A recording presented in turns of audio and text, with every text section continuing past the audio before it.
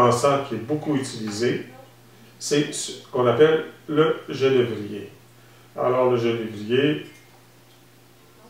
existe aussi en poudre, de la même façon que le cèdre. Lorsqu'il est en poudre, on l'utilise de la même façon que la poudre de cèdre. Et le genévrier, lui, donc, il est utilisé pour les rêves et pour le sommeil. Donc, on purifie la chambre à coucher avant de dormir. Et les gens qui font du travail au niveau onirique, que ce soit de rester réveillé dans le rêve, ce qu'on appelle les rêves lucides, ou encore guérir dans le rêve, il y a différents.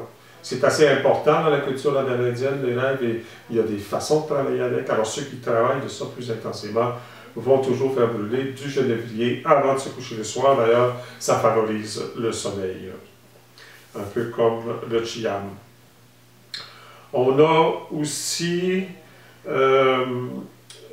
l'armoise. L'armoise, c'est une forme de sauge qui était utilisée surtout en Europe. Donc, plutôt que de faire brûler de la sauge en Europe, les anciennes cultures autochtones de là-bas faisaient brûler de l'armoise. Nous, on utilisait les feuilles fraîches dans l'oreiller du lèvre et on utilisait aussi ça comme tisane. C'est un vermifuge, donc c'est encore des vertus purificatrices de la sauge, dans ce cas-ci une forme d'artémisia qui est utilisée.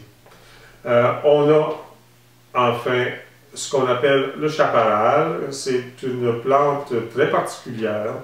Il y a des spécimens de cette plante-là qui ont plus de 40 000 ans. C'est une plante qui pousse très très lentement dans le désert et qui sécrète une résine qui tue les autres espèces végétales autour. Donc, elle grandit, puis elle grandit, puis elle grandit, puis elle grandit, toujours. Elle est très... Alors, toutes les méditations qu'on peut faire sur le temps, sur la mort, sur acquérir l'équanimité, c'est-à-dire une égalité d'âme, un équilibre d'être, où on est toujours dans une même humeur. C'est quelque chose qui est à acquérir avec les années. La sagesse permet de ne pas être trop influencé à ce moment-là par les événements de la vie. Alors lorsqu'on travaille ce genre de méditations qui sont plus profondes que d'ordinaire, c'est bon d'utiliser le chaparral qui a une odeur vraiment très distinctive. Pour combiner un peu toutes les influences dont j'ai parlé au cours de cette petite causerie, j'ai aussi inventé la baguette aigle bleu. Alors, qui est 4 parties de cèdre, 2 parties de foie d'odeur, 1 partie de sauge blanche, puis 1 partie de chaparral. Donc, on a le meilleur de 4 herbes là, pour vraiment avoir une combinaison qui est équilibrée et qui permet aussi d'être très cérémoniale, très rituelle et très favorable à la méditation.